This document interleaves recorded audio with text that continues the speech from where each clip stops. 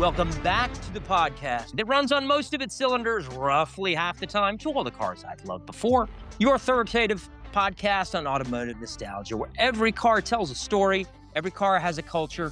So you know it's time to plug in, dust off, and get a little grease under the nails and slip on the favorite car-themed t-shirt that I know we all have. Speaking of which, how you doing this afternoon, partner? Doing great. That's a new shirt. I've not seen that. Another RX-7 shirt in honor of our guest.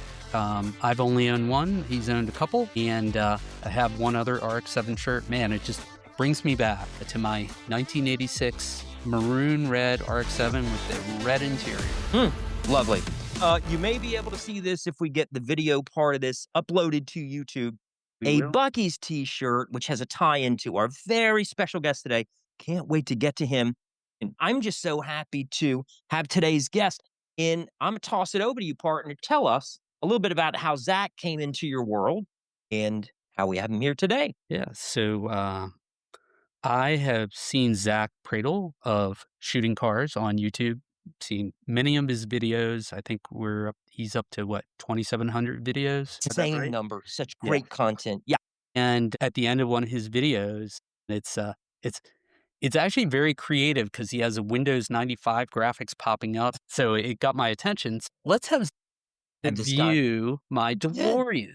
And Zack wrote back right away. He's like, I'd love to do it. I got my nerve up few weeks later and asked Zack if he'd be on the podcast, and I knew I was going to like Zack because I was looking at one of his videos online, and who is this guy? Documentarian, historian, car reviewer, enthusiasm for days, and he steps out of this Jeep on his Jeep video. You want to put a big smile on your face, go check it out right now.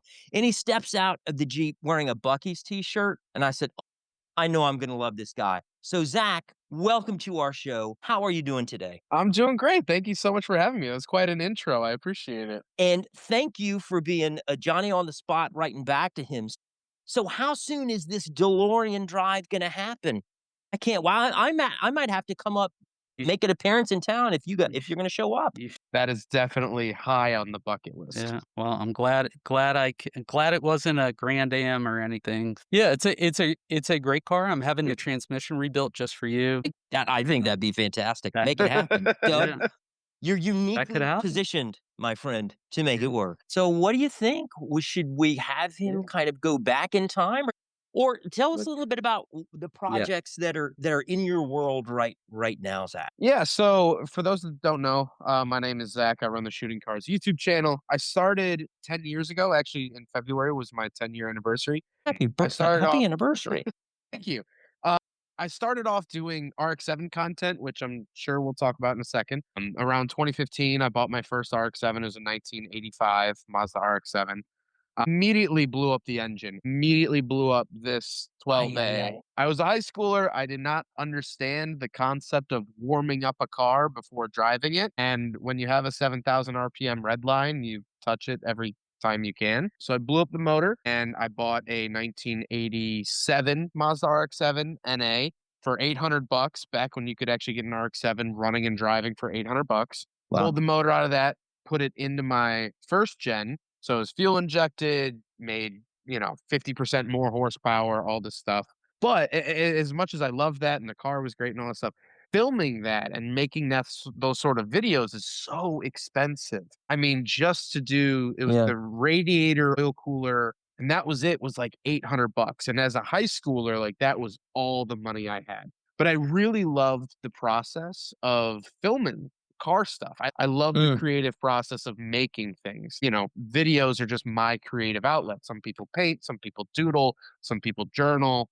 I do car videos. And so I tried to think, I was like, how can I keep making car videos without putting so much time, effort, and money into one single video? How can I make more of it? So I started doing car reviews. I reviewed my parents' cars, my grandma's cars, my own cars, and then I started talking to buddies, friends of friends. Parents. Parents, yep. Exactly, and so it has snowballed to I've done 1,700 car reviews. I work with most major manufacturers, and I love it. It's absolutely amazing. Now, how do you balance? Now, admittedly, I've not watched all 1,700, but I've watched a bunch. They are eminently watchable. But let me tell you something. That Hudson Hornet video. Yes, yes, Oh, you dig into the history. You walk around, you get inside, and we get a true sense for the machine, its time, where it came from, why it succeeded, ultimately why the company failed or had to merge. sure. How do you balance the old classics, reviewing old classics? In what was there was some group in New Jersey that you got it from. The name escapes me Restored right now. rusty relics. Boom, Restored rusty relics. exactly. Yeah, yeah, yeah. So how do you balance kind of the classics with things that are more recent and kind of newer cars? Is it a balance to battle how you're going to review all those? Or but you Um, knew about all the history, you knew about the chassis, you knew about how the body fit into it. There was a whole lot of yeah. research you did.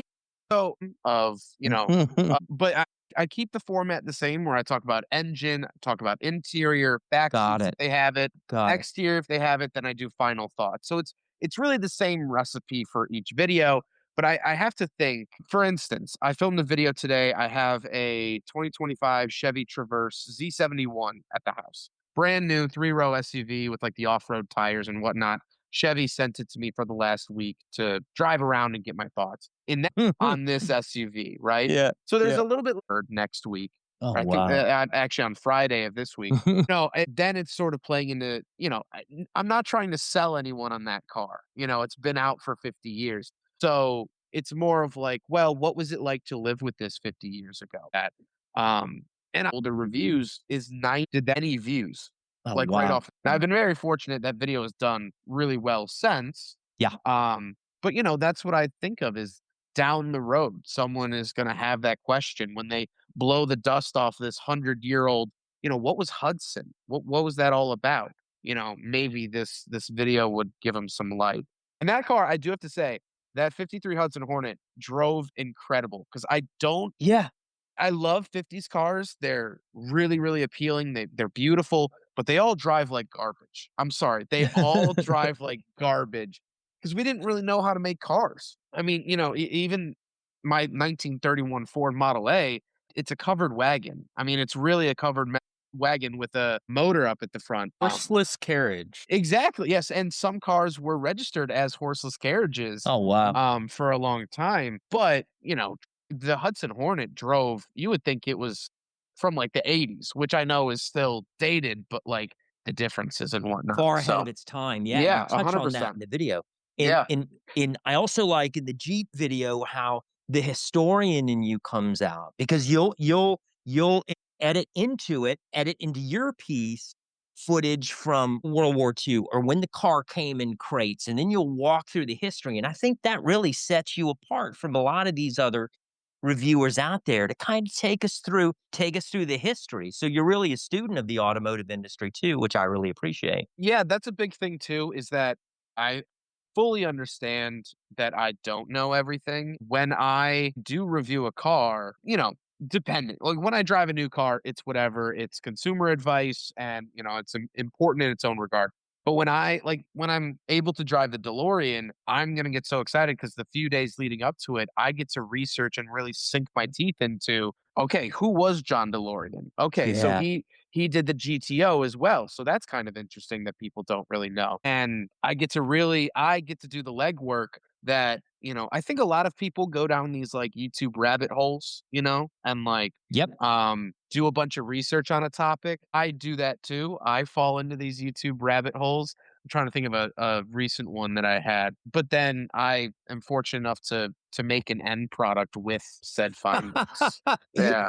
That's brilliant. Yeah, Yeah. I love that. I love that. All right. So what do you think, Doug? Should we go back in time? Should we step into the rotary engine time machine and see where it takes Yeah, us? And yeah. maybe it'll take us back to his first car. What do you say? What do you Yeah, think? let's take the rotary. Let's take the second exit off the rotary. The rotary Go dial. back to the rotor. So where did it all start for you? Let's talk about your first car, Zach. So my first car was a red, sunrise red, 1985 Mazda RX-7.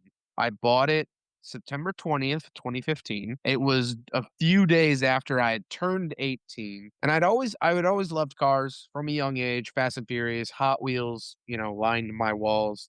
And I really wanted my own car. Like when I turned 18, like that was very important to me, as every car person has that, they want to own their own car. So I looked for a long time. I was looking at Subaru Legacies. I really liked Subarus at the time, but my dad, before I was born, had a 1985 Mazda RX-7 in Oh, sunrise red, funny enough. family. Yeah. And so he had always said, he was like, oh, it's the best car I ever owned. Best.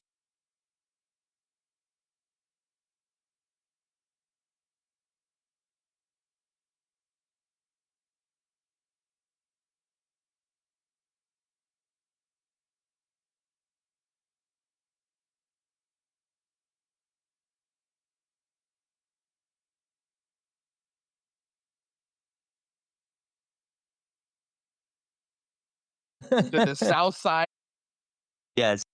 purchase this car. And he was like, sure. And he was excited because he hadn't driven an RX-7 since, well before I was born. So I send him with the money. He goes, picks it up, brings it back.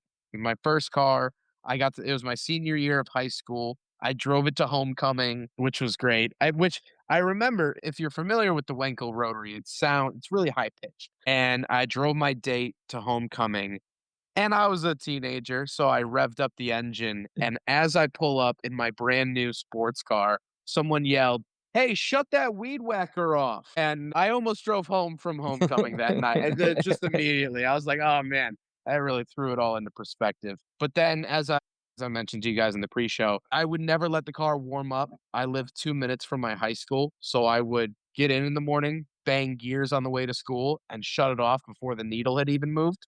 Mhm. And so one day we had off campus lunch and I got in my car, drove to Wendy's. And as I'm, sitting at the light before Wendy's, it's like, "Bup, bup, bup, bup, bup, brrr." And I was like, "Oh, that's a new sound." And I go to pull away from the light, absolutely no power. I still filled it up with gas for some reason. I don't know why. I thought that would fix it. I had You no never know. mechanical. The biggest thing I'd ever done was spark plugs on, I say my truck, but it was my dad's truck that he let me drive from 16 to 18. So I said, "You know what? I'm gonna engine swap this thing. I'm gonna watch YouTube videos." And what ended up happening, funny enough, I can show you what happened. Mhm. Oh, the apex seal went. I don't know if you could see that dip. Yep. There's a big chunk Yep. missing from the rotor. So this is actually the rotor and housing that went. I don't think you'll be able to see, but there's really bad scarring on the Yeah. inside. Still actually embedded itself and then obviously blew up. Um, so I bought a 1987 Mazda RX-7 from a guy off Craigslist for $850. I think I talked him down from like 900, which the $50 in hindsight is so funny to me. Pulled that motor out. That was a 1987 fuel injected 13B, so 1.3 liter as opposed to this was a 1.1. The swap was actually relatively simple. It took me a year because I didn't know anything about cars or Mhm. like mechanical, and I love that.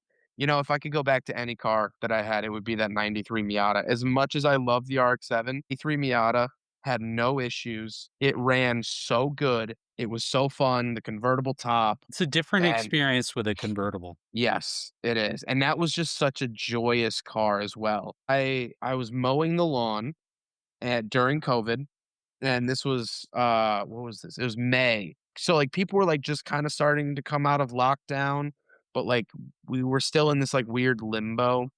And so I hadn't been social in 2 months. My buddy sends me this Facebook Marketplace ad for a '93 Miata, rust-free, $2,000. And I was like, "That's a crazy deal." Like, that's if it was 130,000 miles rust-free. It had been a little banged up, but not, just cosmetically. So, halfway through mowing the lawn, I stopped, went inside, called the guy, and said, "Hey, can I send you $200 right now to hold the car because I can't. It was in St. Louis, which is 4 hours from Chicago. Can you hold the car until tomorrow morning so I can like get a ride down there? And he was like, yeah. So I sent him $200. I paid him the other 1,800 when I got there and drove that car for 3 months. Absolutely loved it. But I needed something adult. And so I ended up buying my 2019 Mazda 3. Had the going back to your RX-7 with the engine swap, had something happened to the RX-7 that prompted you to get the Miata, or it was just fortuitous timing? So the yes, trying to think of how to phrase this because it's really muddy because I've had 3 RX-7s. So the first RX-7 that I put the new motor into, the Yep, red the red one. Yep. the red 1985. This was in 2019. I was driving. I got some burritos with a friend. Burrito singular, not plural. Got burritos with a friend, and driving back home, shifting first to second, second to third. There's this clicking noise. It was like a, like when you like squeeze a pop can, you hear that, or like kink a hose or something like that. And I was like, oh, that's weird. I'm taking it downtown Chicago the next day, which was like a, probably 70-mile round trip. I was like, let me see what's going on here because this is really weird. I haven't heard that noise before. So I get home, put it in the garage, get the jack underneath the pumpkin, they would call it, because those were solid rear axle cars Yes, they where were. the second gen moved to independent. Yep.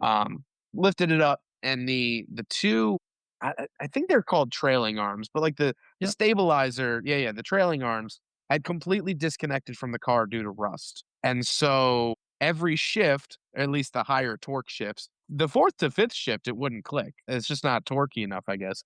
The trailing arms were actually slapping the chassis of the car. And then I Wow. looked more, and there was a huge crack running side to side from where each. And what was wild is I pulled up the carpet, you could see completely through the car. Do you guys know the scene towards the end of the first Love Bug movie where they're welding the car back together mid race? That is Yeah. literally exactly what my car looked like because there was a crack running side to side and you could see through to the ground the entire width of the car. So, yeah, so that wasn't great, and someone had bondoed over that crack Of well course. before I bought it. It's amazing that you're here to tell this tale, the more you Yes. think about it. Good Well, grief. I had taken my girlfriend out on so many dates in that Yeah, car. yeah. I had driven that car.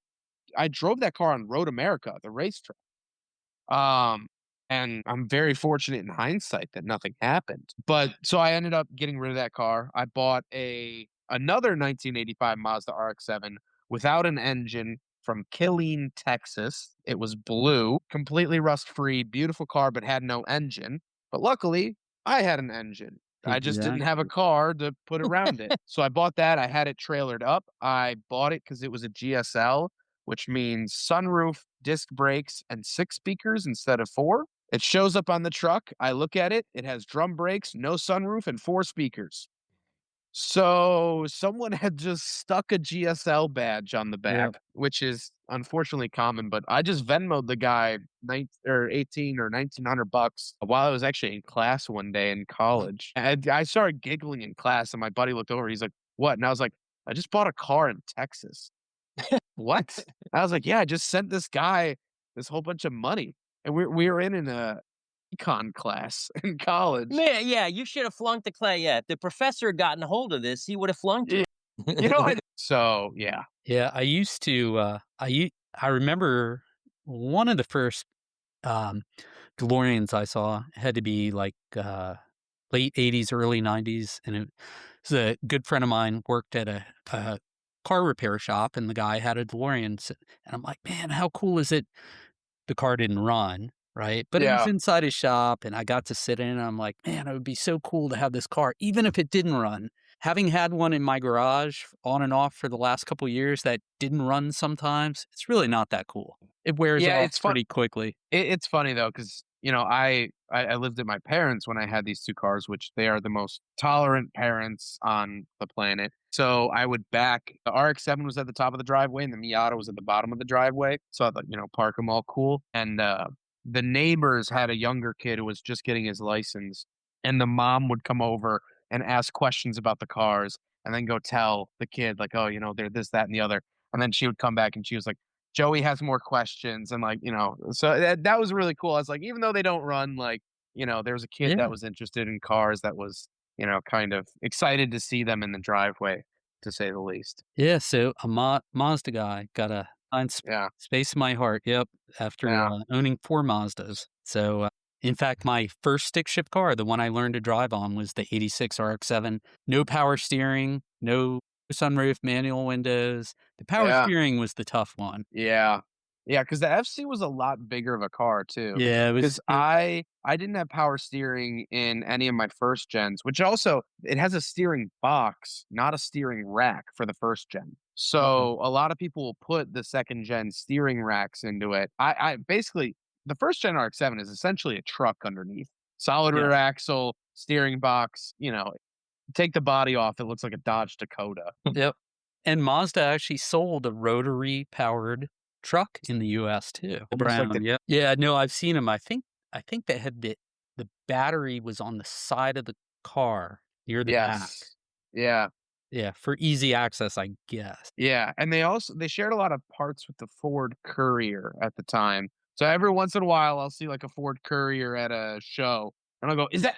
No, it's not a wreck. Yeah, that's funny. Yeah, Before the show, you mentioned I do wanna ask you about your dream cars, but to me, this is like, family history. Your dad had a Mazda. Maybe he owned it when he met your mom. Who knows? You would know. Yeah, man. That takes the cake, but because I had taken the transmission out during the motor swap. I dropped it because it was just me alone in my garage with no power tools or anything. And then for whatever reason, never went back into reverse ever again. I dropped it once, but yeah. That's funny. At least it had a starter, right? Working. Yeah, Otherwise, you would have yes. had to push it as well to get it going. Yes. Which makes me think about the story of your grandfather's Model A, which 1931 Model A, which did have a starter. But if you don't mind briefly just talking about that car, because you grew up around that car. Yeah, so that's our family heirloom, really. We Yeah. don't really have a whole lot, but that's certainly the ones. Back in the 1980s, 1985, specifically, this year keeps showing up for some reason. I've owned 2 1985 cars, my dad owned a 1985, and then in 1985, it was my grandma and grandpa's 25th wedding anniversary. mm, And so my grandma cashed in. No one from that transaction is still alive. So I don't know where the car came from. I know that it was repainted sometime in the late 70s or early 80s. That's the only thing that we know is that it had a spray. Everything else has been numbers matching. In the 80s, so in 1985, she surprises him with the car. He was a politician. He was the mayor of my town growing up. Oh, wow. And so he would drive the Model A in parades, public things. He wasn't a yeah. gearhead by any means. He really didn't care. He was a police officer before he was mayor. So, like, he always had big caprices and that sort of thing. But, he would have it. And as a kid, he would take me and my cousins out. There was 6 of us and no seatbelts, so as many we could fit in there as possible. And he would take us around the block whenever we were all together. And his line, his dad joke or grandpa joke was we would drive by Dairy Queen and he would say, "Guys, something's up with the steering. Something's up with the steering." And he would turn into Dairy Queen and then he'd Oh, get us all, It always broke ice cream. down at Dairy Queen. It so all Dairy Queen. The okay. and we got it running good again. We rebuilt the carb. We actually recently just put rear axles into it, and we drive it all the time. How often do you drive it? Well, unfortunately, I moved out of my parents' place last year, and so in the last year, I've only driven it once or twice. But before that, we would drive it. If it was sunny, we were driving it. You know, and there was this one time where I was, for my job, I was filming at dealerships and I would, get up every morning at 8, go to a dealership and start filming cars. And this was like maybe I want to say it was like July or August. Sweat down the back, panting. Sure. He didn't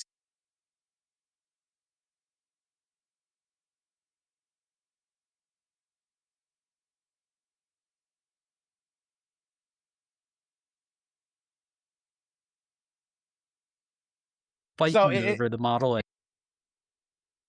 The pitfalls of owning a car with two other gearheads. Three of you yeah. all, have equal claim to it. But yeah, I love that you get it out of the garage and running. But let's pivot here.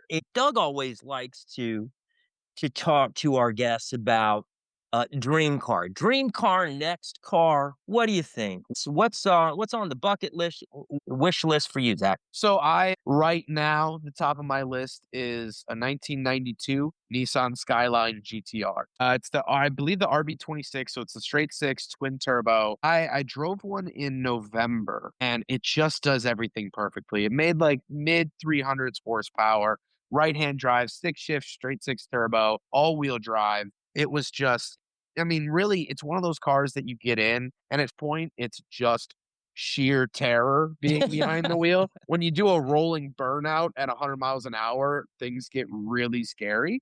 350 horsepower. It's special. I like the R32 better than the 33 and 34, which came in years after it. They got a little bit bigger, and everyone says the R34 is amazing. I've driven the R34. It's still a great car, but I like the size of the 32. And then the other one I sent to you guys was the air-cooled Porsches, whether Sure. that's a 930, a 99, not 996, 993 or Mm. 964, something of that nature. I love those. I love the look of Yeah. them. They drive really great. They don't drive as good as I thought that they would drive. I did a 993 and it was really special and fun, and that car had its own fun story too, but it wasn't, I just never felt so connected to a stranger's car than with that Mm. GTR. Very neat. Great answer. So, all right, one last question for you Yeah. here on the way out as we sort of guide the podcast gently to the off ramp here. Not really a question, more of a observation on my part. Just want to mention to everybody there out there listening that you got to check out his Zach's YouTube channel, Shooting Cars on YouTube. And one thing that I really enjoyed and maybe enjoyed the most were the video essays that are kind of sprinkled in to the reviews. And I really enjoyed these so much. What Zach does is he'll take this concept or this feature, window tint in a car, okay, pop up headlights in a car, or a little bit about making his content. He goes to the malaise era of kind of underpowered, blocky car in the 70s, and it's done so well. The question is how do you decide when there's something that you want to attack? Is there a ratio for every 50 reviews? We get one of these video essays, which are really kind of your thoughts and documentary. They're so entertaining and well done. How do you decide when and what to do a video essay on versus a review? Yeah. It's literally like I'm thinking of something. Uh, it might have been 55 mile an hour speedometers. But anyway,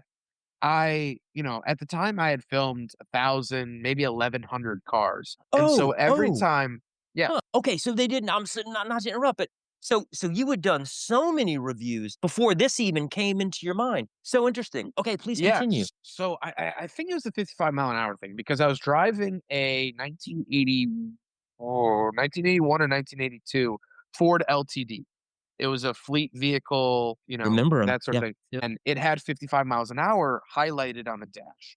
And I was like, "Okay, this is like the 15th car that I've driven that says this. Like, why the heck like, just in this era, they highlight 55 miles an hour. Why was that so special?" And so I went home that night, and there was this itch in the back of my head, and I started digging into it, and I started looking because every time I review a car, I have a 20 terabyte hard drive on my desk, and every car I review gets its own folder on that hard drive. So I have a folder for every manufacturer, and then in those folders is folders of each car that I've driven. So all the footage when I do a review of one goes into that folder. So I started going through the folders, and I was like, oh, here's footage of this car. It was a Country Squire that had 55 miles an hour highlighted. 85 miles an hour was the top it could go. The Ford Mustang, the Fox Body Mustangs could only go up to 80 miles an hour, and they had 55 miles an hour highlighted. My beloved RX-7 had a little arrow pointing to 55 miles an Oh hour wow. on the speedometer. So it was kind of this way of like, I What's the have story? Yeah. what's the story? But also, I have so much footage of it that just sits on a hard drive. I hadn't looked at that footage in probably years. So it's kind of a way of like repurposing. Like I have so Mhm. much footage of that. I had done so many cars with pop-up headlights. I had done so many cars with the power seat belts, which I think is my most viewed video ever. So Oh, it was a way to kind of recycle footage that just sits on a I hard drive anyway. see. Also dig into these like really niche things that people didn't talk about. Now, unfortunately, I kind of ran out of weird 80s features to talk about. I kind of talked about them all, and so that's where we are right now. But the current itch isn't going to be out by the end.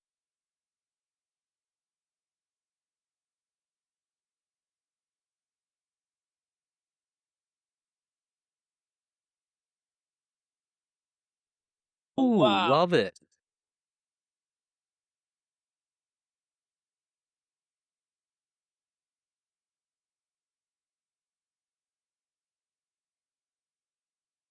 Every piece of merchandise from back in the day. They had Kellogg's boxes with the Saturn on the front. They had windbreakers. They had Hot Wheels. They had brochures. They had, you know, blankets that were all Saturn branded. And so again, that sort of scratched this itch of like, why do so many people love Saturns? And I think I've driven 20 Saturns, I think at this point, the So footage. different. Yeah, and they were so Exactly. different. The way you did business, the way you were handled at the dealership, the cars themselves, Cars, the everything plastic. about. My sister owned a Saturn. She actually interned at GM, I think, when she Oh, was in wow. grad school. And I found a pair of, protective eyewear, and they say Saturn on them. I think they had to come from her. Well, so it was that an exclusive? Did Cars Love Nation just get an exclusive teaser Yes, you from you? did. Oh Yes, man, we're I breaking haven't news told. left and Well, right. Well, so yeah. the only people I've told about it, and I'm very fortunate because I work with manufacturers now, is, you know, in the corporate side of GM and all this stuff. I put a note out into a media professionals Facebook group. It's a closed group, but just for people in the industry.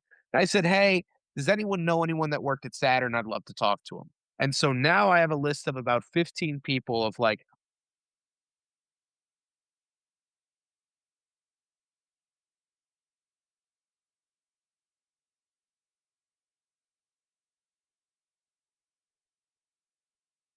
I don't know, So maybe is entertaining. that, but I really want to produce something that's going to stay, you know, because there's a lot of people that will do that on YouTube and they're great channels, but they'll just, you know, recycle the commercial and then that's it. I want to go talk to the people. Yeah. I was even I fortunate to love it. connect with someone who worked on the EV1 project for GM. Oh, So, I mean, and that's, if you want to talk about holy grail cars to me, yep. the GM EV1 is, I don't know if there's anything higher. Who killed the electric car? Yeah, One of my favorite movies growing up. My dad put it. absolutely. Yeah, Well, yeah. We're fortunate to have you. I have sorry, you made me think of 2 or 3 things I just wanna share with Christian. We're good on time, so whatever Yeah. you guys need. Before we close, so, the speedometer, so I remember when I was young, I saw if a car had a speedometer, including the first car I ever had, which didn't have 85 max. Oh, if it had 120, 140, that car must go that fast. No, Yeah, I yeah. learned. Pop-up headlights, I remember the first time I saw one on a Gen 3 Corvette. I'm like, "Wow, that's a sports car," or a race car, I think is what it was. Yeah.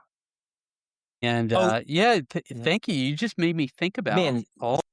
Zach breaks all that down. The pop-up headlight Mm. video is just so interesting. Oh, light One bulb. of so Zach, I don't know if it's still around, but I saw a video on YouTube about an abandoned Saturn dealership. I don't remember where it is, but how cool they got inside and there was all kinds of Saturn stuff still there. Like just the dealer closed up, they couldn't sell the building, whatever. It's just abandoned. What well, funny enough, I did a video of an abandoned Saturn dealer Ooh, that, maybe that was it. I couldn't get inside, but I looked through the windows and I it was up north and it was in Northern Illinois, and I was on my way to a different review. I think I was driving like a GMC Envoy or something. And, I did this walk around of this abandoned Saturn dealer. This was years and years and years ago, and I posted it. It was terrible video quality. It's not stabilized, whatever. But then Jalopnik the Mhm. article Yeah. website wrote an article about my video, and I got like 30, 40,000 views overnight. And like Golly. what ended up happening, sadly enough, was that everyone kind of found out that there was this Saturn dealer there, and then Oh, wow. I still have the footage of it. There's another possible Saturn dealer somewhere in Illinois, but yeah, it was another part of that too was they had this big circle out front with like all these like lights embedded in the ground. And when I went there, I was like, I don't know what the heck that's for. I later learned that like when you bought a Saturn, they would park it in the circle and shine the lights on it and like really make you feel like you're buying something really special. Yeah, and they would, if it was nighttime especially, they would light it up like a Hollywood premiere and, you'd take your picture for the dealership and all that stuff because they were really a customer focused company. And so that was really cool to learn about that. But yeah, I Yeah. love the abandoned stuff. Well, Yeah. you are, Zach, you are a premier storyteller, my friend. I can't wait for that project to come to fruition. Your passion just shines through. It was a real pleasure having you on today, and we thank you for making the time. Yeah. Thank you Yeah, so you as well. much. Thank you so much for having me. I appreciate it. And you know what? I'm We've off to an talked about that. economics class where I think I'm gonna Venmo a guy some money and buy a Saturn and Oh, drive it up to see you guys. Putting a bow on it, you've just heard the high revving, low mileage, late model heard around the world authoritative podcast on automotive nostalgia. He's Doug. Reach him at Doug@carslove.com. I'm Christian. Reach me at Christian@carslove.com. He's Zach, of course, with Shooting Cars on YouTube. Follow him on Instagram. He's everywhere. Do check him out. Please follow and tell a friend if you like this show. It helps keep us running. Check out carslove.com in our link tree, linktr.ee/carsloved. I like to think of it as our digital switchboard. I'm sure we'll see you at the next local car show, showroom, race strip, or concourse. We appreciate you listening, and we'll see you next time.